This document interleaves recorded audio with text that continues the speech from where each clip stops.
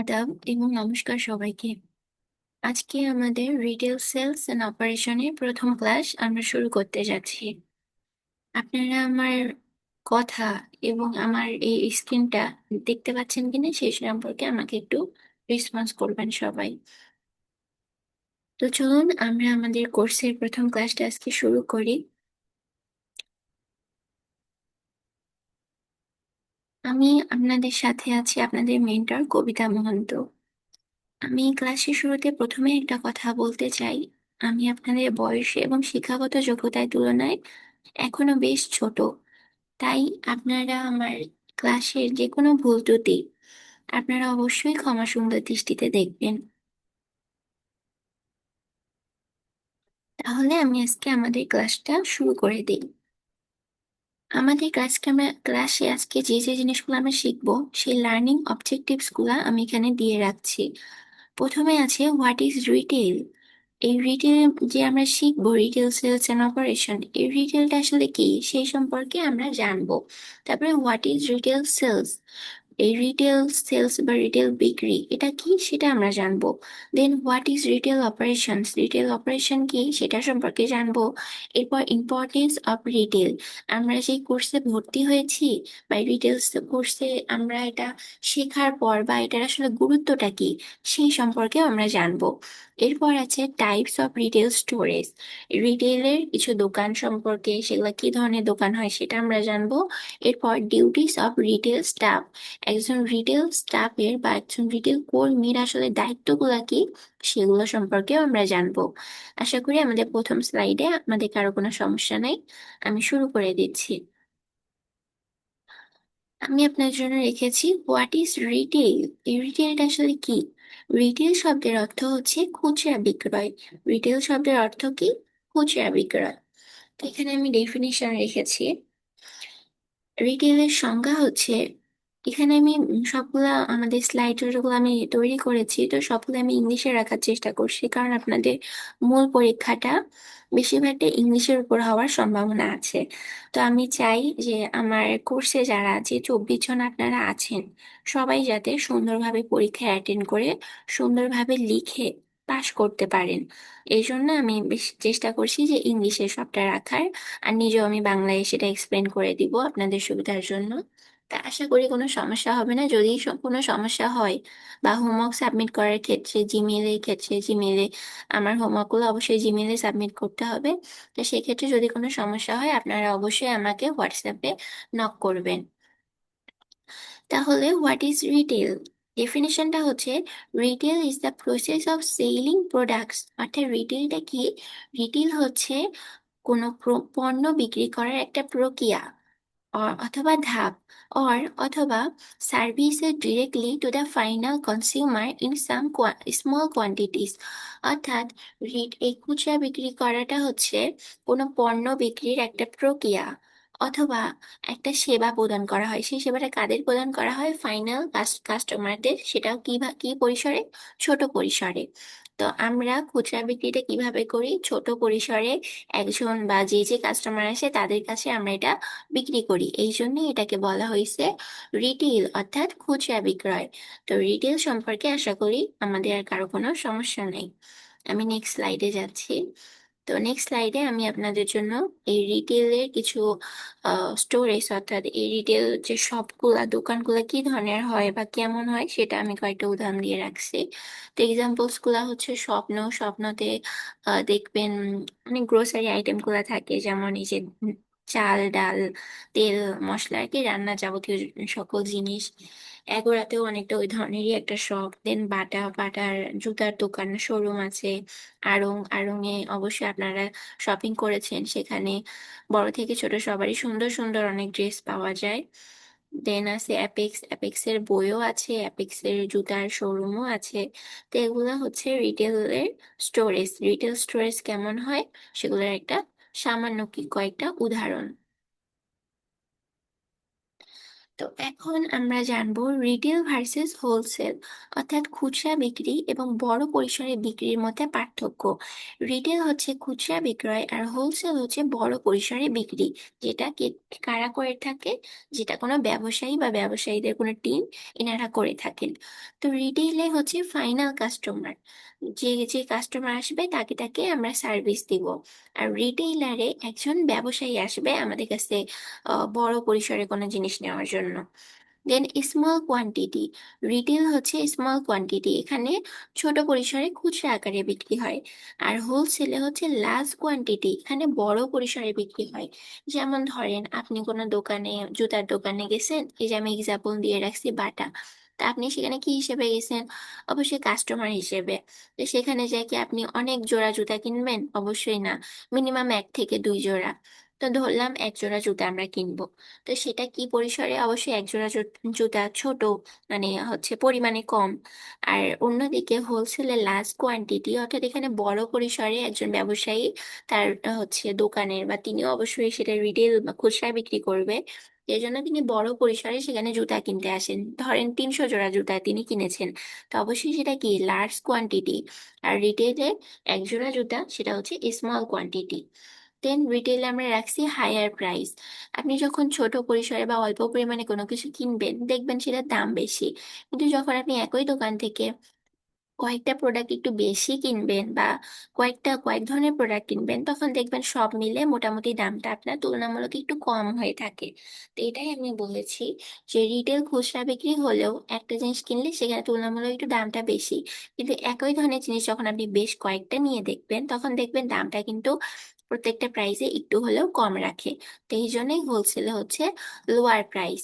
ধরেন 1 জোড়া আপনি জুতা কিনলে সেটার দামটা যেরকম রাখবে, অপরদিকে একজন ব্যবসায়ী যখন 300 জোড়া জুতা কিনবেন, তখন সেটার দামটা প্রতি জোড়া জুতার জন্য অবশ্যই সেটার প্রাইসটা কম হবে।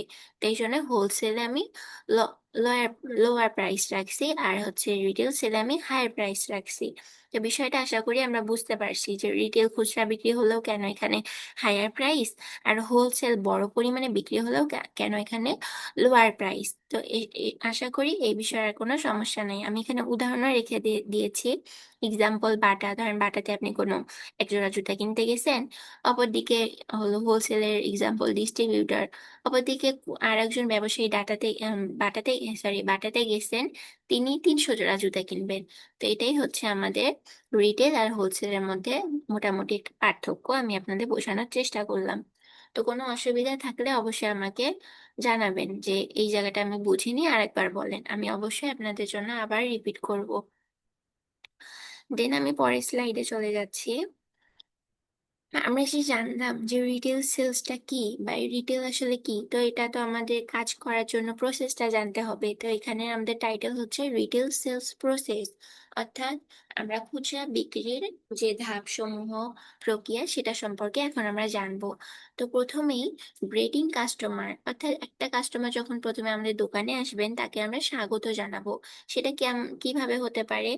তাকে আমরা হাসি মুখে অবশ্যই স্বাগত জানাবো। তাকে আমরা বলতে পারি গুড মর্নিং স্যার, অথবা good morning madam, how can I help you, আমি আপনাকে কিভাবে সাহায্য করতে পারি। তো তখন তিনি যখন প্রথমে আমাদের দোকানে আসার পর আমাদের কাছ থেকে সুন্দর একটা বিহেভিয়ার পাবেন, তো অবশ্যই তখন তার মন ভালো হয়ে যাবে। তিনি আমাদের দোকানে কোনো কিছু কেনার আগ্রহটাও তার মধ্যে সৃষ্টি হবে, কিন্তু তিনি কিনতে চাইবেন। কিন্তু যখন দেখবেন তিনি আসার সাথে আমরা একটু গোমড়া মুখ হয়ে থাকলাম, বা রাগী রাগী ভাব, তখন কিন্তু কাস্টমার, মানে নেগেটিভ একটা প্রভাব তার মনে সৃষ্টি হবে যে আমি আসলাম, বা তিনি আমার সাথে ব্যবহারটা রুড বিহেভ করতেছে। তো এই জন্য অবশ্যই আমরা হাসি মুখে কাস্টমারকে স্বাগত জানাবো।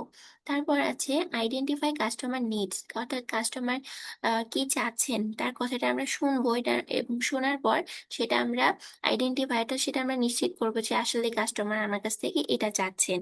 তো যখন আমরা বুঝতে পারবো, তারপর আমরা রিকম্বিনেন্ট প্রোডাক্ট, অর্থাৎ তিনি যে ধরনের প্রোডাক্ট আমাদের কাছে চাচ্ছেন, তো সেটা আমরা উপযুক্ত পণ্য তার কাছে সুপারিশ করব। কারণ তিনি আমার কাছে হচ্ছে বইয়ের দোকানে আসলেন, আসে বললেন যে আমি অমুক বইটা চাই। তো আমি যদি এখন তাকে কোনো কলম বা খাতা বের করে দিই, তো তখন তার মনোভাবটা কেমন হবে? তো তো এই জন্যে আমরা রিকম্বিনেন্ট প্রোডাক্ট অর্থাৎ আমরা উপযুক্ত পণ্য তিনি যেটা চাচ্ছেন সেটাই তাকে সুপারিশ করব। গ্রাহকের চাহিদা অনুযায়ী আমাদের উপযুক্ত পণ্য তাকে দেখাতে হবে। যেমন এইভাবেও আপনি বলতে পারেন যে দেখেন তো স্যার, এই মডেলটা হয়তো আপনার জন্য ভালো হবে। তারপর আছে প্রোডাক্ট ডিমনস্ট্রেশন, অর্থাৎ এখানে আপনার পণ্যের বৈশিষ্ট্য তাকে দেখাতে হবে যে এই পণ্যটার এই বৈশিষ্ট্য বা এই পণ্যের গুণাগুণ, ব্যবহার বা সুবিধা পরিষ্কারভাবে তাকে কাস্টমারকে বুঝাই দিতে হবে। তারপর আছে ক্লোজ দ্য সেল, অর্থাৎ বিক্রয়টা সম্পূর্ণ করা। গ্রাহক যদি সন্তুষ্ট হন তাহলে ক্রয় সম্পূর্ণ করতে অবশ্যই তিনি বিষয়টা তিনি কিনতে অবশ্যই তিনি উৎসাহিত হবেন। এরপর আপনিও এইভাবে বলতে পারেন যে স্যার বা ম্যাম, আপনি চাইলে এটা নিতে পারেন। এটা হচ্ছে ক্লোজ দ্য সেল, অর্থাৎ আমরা বিক্রয় সম্পূর্ণ করব। এরপর বিলিং। বিলিং মানে বিল তৈরি আর মূল্য গ্রহণ। সঠিকভাবে অবশ্যই আমাদের বিল তৈরি করতে হবে এবং টাকা বা ডিজিটাল পেমেন্টে সেটা গ্রহণ করতে হবে। এটাই হচ্ছে বিলিং প্রসেস। এরপর থ্যাংক দ্য কাস্টমার, অর্থাৎ গ্রাহককে আমরা ধন্যবাদ জানাতে হবে। পণ্য বিক্রির পর গ্রাহককে আমরা আন্তরিকভাবে ধন্যবাদ জানাবো এবং তাকে আবার যেন তিনি আমাদের দোকানে আসেন সেজন্য তাকে আমরা আমন্ত্রণ জানাবো। আমরা ইংলিশেও বলতে পারি যে thank you for shopping with us, have a nice day. বা এভাবে বাংলায়ও বলতে পারি যে ধন্যবাদ স্যার অথবা ধন্যবাদ ম্যাডাম, আপনি আবার আসবেন। অনেক সময় দেখবেন না যে বড় বড় দোকানে লেখা থাকে যে ধন্যবাদ, আবার আসবেন, বিষয়টা ঠিক সেই রকম। তো আশা করি এই স্লাইডে আমাদের আর কোনো অসুবিধা নাই। আমি পরের স্লাইডে চলে যাচ্ছি।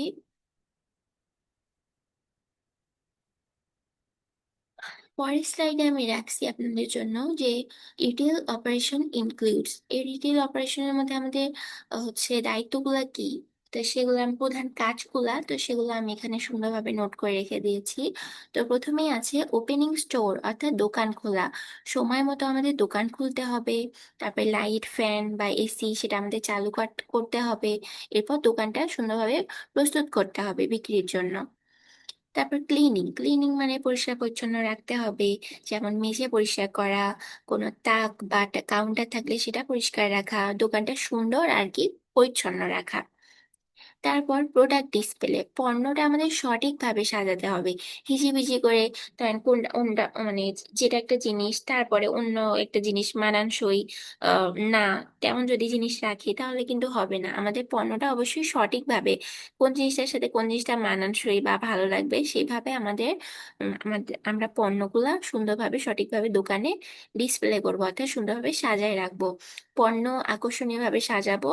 তারপরে আপনি এটাও করতে পারেন, হচ্ছে প্রাইস ট্যাগ, অর্থাৎ দামটা, যে পণ্যের যে দাম সেটা আপনি সুন্দরভাবে ওখানে কাগজের মাধ্যমে আপনি অ্যাটাচ করে দিতে পারেন, যাতে সহজে দেখা যায় বা নেওয়া যায় এইভাবে আর কি, বা কাস্টমার সহজে নজর কাড়ে। তারপর আছে স্টক ম্যানেজমেন্ট, অর্থাৎ পণ্যের মজুদ ব্যবস্থাপনা। কত পণ্য আছে সেটা আমরা হিসাব রাখবো। নতুন পণ্য আসলো কিনা বা কি কি পণ্য নতুন গ্রহণ করা হলো সেটার হিসাব রাখবো। প্রয়োজন হলে আমরা নতুন নতুন অর্ডারও নিব। তারপর আছে বিলিং। বিল তৈরি করা, সঠিকভাবে অবশ্যই বিল তৈরি করতে হবে। টাকা বা ডিজিটাল পেমেন্টে বিল গ্রহণ করতে হবে অথবা রসিদ মাধ্যমে সেটা প্রদান করতে হবে। এরপর আছে ক্যাশ ম্যানেজমেন্ট, অর্থাৎ নগদ অর্থ ব্যবস্থাপনা। ক্যাশ সঠিকভাবে আমাদের গণনা করতে হবে। মানে কাস্টমার যেটা নিছে সেটা যদি আমরা সঠিকভাবে গণনা না করি তাহলে কিন্তু আমাদের দোকানের লস। তো এই জন্য ক্যাশ সঠিকভাবে গণনা করতে হবে, হিসাব সবসময় মিলাই রাখতে হবে। তারপরে নিরাপদে, যেটা সবচেয়ে বেশি জরুরি, নিরাপদে টাকা সংরক্ষণ করতে হবে। এরপর আছে কাস্টমার সার্ভিস, অর্থাৎ গ্রাহক সেবা প্রদান। গ্রাহকের সাথে আমরা অবশ্যই সম্মানের সহিত কথা বলবো। গ্রাহক কোনো প্রশ্ন জিজ্ঞেস করলে সেটা সুন্দরভাবে উত্তর দিব। আর যদি কোনো ধরনের সমস্যা হয় সেই সমস্যার আমরা সমাধান করার চেষ্টা করব। তাহলে আশা করি এই স্লাইডেও আমাদের কোনো সমস্যা নাই। আমি এখন পরের স্লাইডে চলে যাচ্ছি। তো পরের স্লাইডে আমি আরো কিছু আপনার রিটেল স্টোরেজ বোঝানোর খাতিরে রেখে দিয়েছি, প্রথম ক্লাস হিসেবে অতটা বেশি বড় করব না। তো টাইপস অফ রিটেল স্টোরেজ, এখানে প্রথমে আছে সুপার শপ। তো সুপার শপে কিন্তু এক জায়গায় নিত্য প্রয়োজনীয় প্রায় সব ধরনের জিনিসই এখানে পাওয়া যায়। তারপরে গ্রোসারি শপ, মুদির দোকান, দৈনন্দিন খাবার বা গৃহস্থালী প্রয়োজনীয় পণ্য এখানে বিক্রি হয়। যেমন আমাদের এলাকার মুদির মুদির দোকান উদাহরণ হিসেবে বললাম। তারপরে ফার্মেসিতে ওষুধ, স্বাস্থ্যসেবা পণ্য, তারপরে চিকিৎসা সম্পর্কিত যাবতীয় সামগ্রী বিক্রি করা হয়। এরপর ফ্যাশন স্টোর হচ্ছে পোশাকের দোকান। পোশাক, জুতা, ব্যাগ, অন্যান্য যাবতীয় ফ্যাশন সামগ্রী এখানে বিক্রি করা হয়। তারপর মোবাইল স্টোরে অবশ্যই আমরা মোবাইল ফোন কিনতে পারবো, চার্জার, হেডফোন, অন্যান্য আনুষঙ্গিক বিষয়সমূহ আমরা মোবাইল ফোনের দোকানে কিনতে পারবো। এরপর আছে ইলেকট্রনিক স্টোর অর্থাৎ ইলেকট্রনিকের দোকান। এখানে কি হয়? এখানে আমরা television, fridge, laptop, fan, AC ইত্যাদি যাবতীয় জিনিস এখানে ক্রয় বিক্রয় করা হয়। তারপরে আছে অনলাইন স্টোর, অনলাইন দোকান। তো আপনি এখন বলতে পারেন যে অনলাইন দোকান এটা আবার কেমন? এটা তো সবাই আমরা মোটামুটি এখনকার জানি। ইন্টারনেটের মাধ্যমে পণ্য বিক্রি করা হয় এবং গ্রাহকের ঠিকানায় এখানে পৌঁছে দেওয়া হয়। অনলাইন স্টোরে আমরা অনেকে হয়তো আপনারা ক্রয় বিক্রয় করে মানে অলরেডি আপনারা এটা ইউজ করে ফেলেছেন। অনলাইন স্টোর, এখানে আমরা অনলাইন থেকে অনেক কিছু অর্ডার করি, বই অর্ডার করি, পোশাক অর্ডার করি, তারপর আরো রান্নার সামগ্রী অনেক কিছুই আমরা অনলাইন স্টোর থেকে অর্ডার করি। তো রিটেল স্টোরস কি ধরনের হয় সেগুলো আশা করি আমরা বুঝে ফেলছি। আমি পরের স্লাইডে চলে যাচ্ছি।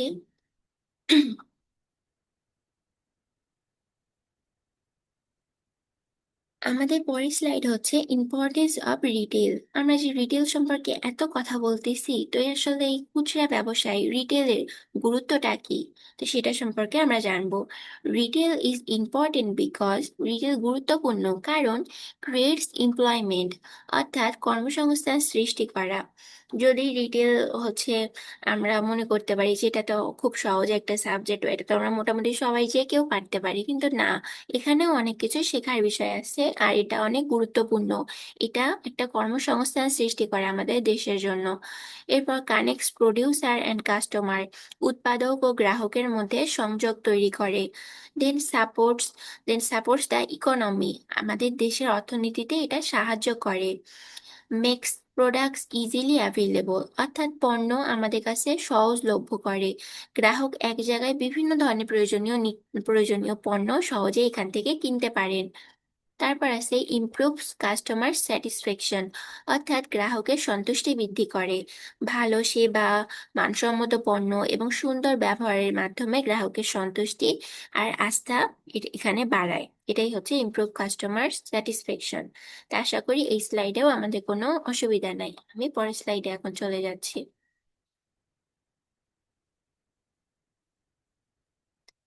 এখানে আমি দেখেন একটা সুন্দর ছবি রেখেছি। একজন সেলস ওম্যান কিভাবে একজন কাস্টমারকে হ্যান্ডেল করতেছেন। হয়তো এখানে তাদের বিক্রি শেষ, তো তিনি তাকে সুন্দরভাবে হাসি মুখে তাকে বিদায় জানাচ্ছেন অথবা তাকে স্বাগত জানাচ্ছেন। এখন আমরা জানবো qualities of a good retail employee, অর্থাৎ একজন ভালো রিটেল কর্মীর গুণাবলী কি। প্রথমে আমি লিখেছি অনেস্ট, অর্থাৎ সৎ থাকতে হবে। গ্রাহক ও প্রতিষ্ঠানের সঙ্গে সবসময় সততা বজায় রাখতে হবে। ভুল তথ্য বা প্রতারণা করা অবশ্যই যাবে না। এরপর ফ্রেন্ডলি, বন্ধুসুলভ ব্যবহার করতে হবে। হাসি মুখে গ্রাহককে আমরা স্বাগত জানাবো, পাশাপাশি সম্মানজনক আচরণ করব। দেন আছে গুড কমিউনিকেশন, অর্থাৎ ভালো যোগাযোগ দক্ষতা। গ্রাহকের সঙ্গে ভদ্র, পরিষ্কার ও আত্মবিশ্বাসের সঙ্গে আমাদের কথা বলতে হবে। তারপর হচ্ছে পজিটিভ অ্যাটিটিউড, অর্থাৎ আমাদের ইতিবাচক মনোভাব আমাদের রাখতে হবে। তারপর স্মার্ট অ্যাপিয়ারেন্স, অর্থাৎ পরিপাটি থাকতে হবে। সেটা আমাদের পরিষ্কার পোশাক, পরিচ্ছন্নতা এবং সুন্দর উপস্থাপনার মাধ্যমে, অর্থাৎ সব মিলে পরিপাটি একটা ব্যক্তিত্ব নিজের মধ্যে ধারণ করতে হবে, সেটাই হচ্ছে স্মার্ট অ্যাপিয়ারেন্স। এরপর আছে টিম ওয়ার্ক, আমাদের দলগতভাবে কাজ করার যে দক্ষতা। এখানে আমরা দলগতভাবে কাজ করব। সহকর্মীদের সঙ্গে সহযোগিতা করে যদি আমরা কাজ করি, তখন দেখবেন দোকানের কাজ অতি দ্রুত আর সেটা সুন্দরভাবে সম্পন্ন করা সম্ভব হচ্ছে। তারপর আছে টাইম ম্যানেজমেন্ট, সময় ব্যবস্থাপনা। সময় মতো আমাদের কাজে আসতে হবে, কাজ নির্ধারিত সময় শেষ করতে হবে, আর অবশ্যই অবশ্যই দায়িত্বশীল হতে হবে। আর আরেকটা বিষয় আছে, প্রোডাক্ট নলেজ, যেটা অবশ্যই এখানে আমি রাখিনি, তো এটা আমি মুখে বলে দিচ্ছি। প্রোডাক্ট নলেজ হচ্ছে পণ্য সম্পর্কে জ্ঞান রাখা।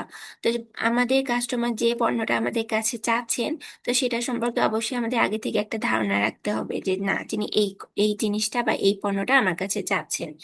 তো এই বিষয়গুলো একজন রিটেল কর্মীর মধ্যে থাকা আবশ্যক। আশা করি এই স্লাইডেও আমাদের কোনো সমস্যা নাই। আমরা এখন পরের স্লাইডে চলে যাচ্ছি।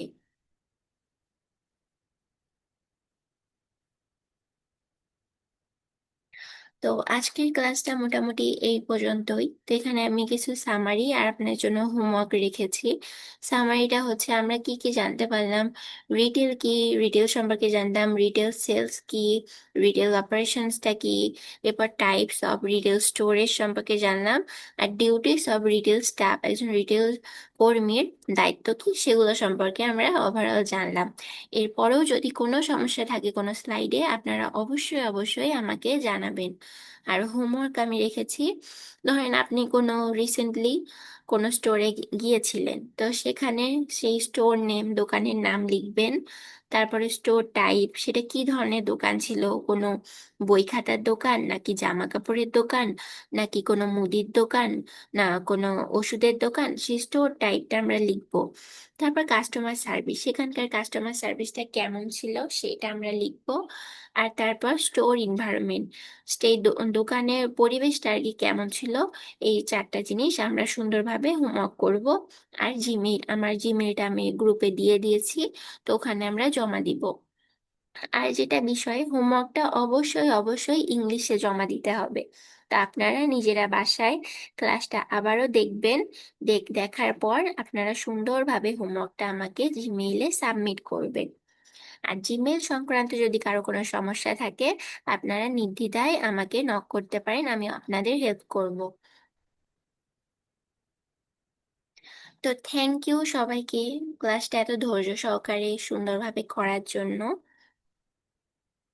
আর কোশ্চেন টাইম, আপনাদের কোনো যে কোনো ধরনের প্রশ্ন থাকলে এখন আপনারা আমাকে বলতে পারেন।